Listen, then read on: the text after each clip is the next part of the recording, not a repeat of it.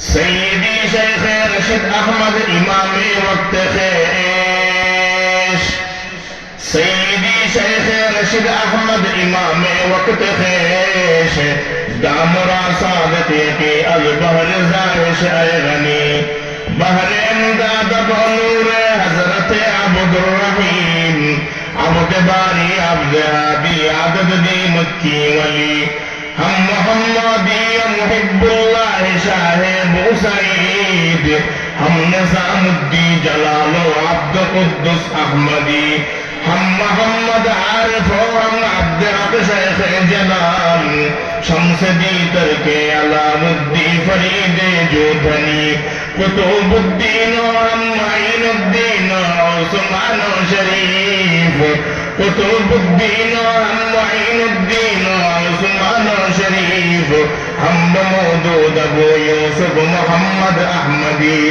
بوسعاقا ہم بمشادہ و بیران مرور ہم حذیفہ ابن ادہم ہم فضیل مرشدی ہم حذیفہ ابن ادہم ہم فضیل مرشدی عبد واحد حسن بصری علی فخردی سید الکونین فخر العالمی بشرا نبی سید الکونین فخر العالمی بشرا نبی پاک کن قلب مراد از خیال غیر خیش بہر ذات خود شفایم ذات امراض دلیل الحمدللہ আল্লাহ পাক রব্বুল আলামিনের দরবারে লাখো কোটি শুকর ও সুজুদ যে আল্লাহ পাক রব্বুল আলামিন এরকম এক আজিমুশ শান মজলিসে আসা ও বসার তৌফিক দান করেছেন এই জন্য দিল থেকে বলি আলহামদুলিল্লাহ।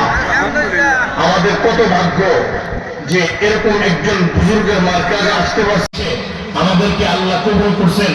আমরা এখানে যারা বসছি প্রত্যেকের দিলের চাহাত আমরা যেন তাদের মতো রবের দরবারে মুকাররবিন বান্দা হইতে পারি, ঠিক না?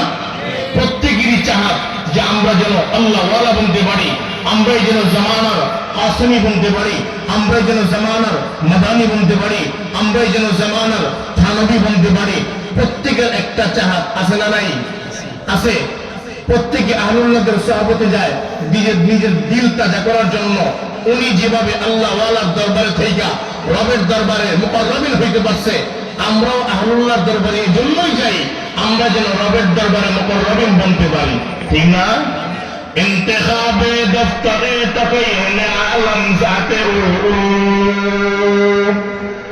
ইন্তেখাবে দফতরে তাকায়ুন আলম জাতে बरतरज आयात जुमला अंबिया आयात बरतरज आयात जुमला अंबिया आयात मशरिको सबहा वजूदा मा सवा मिशकात मुस्तनीरज तलाता हर करीबा हर बाईद हुस्न यूसुफ से फजू कर है रसूलुल्लाह का है ये नूरे चश्मे याकूब और ये नूरुल्लाह का है ये नूरे चश्मे याकूब और ये नूरुल्लाह का।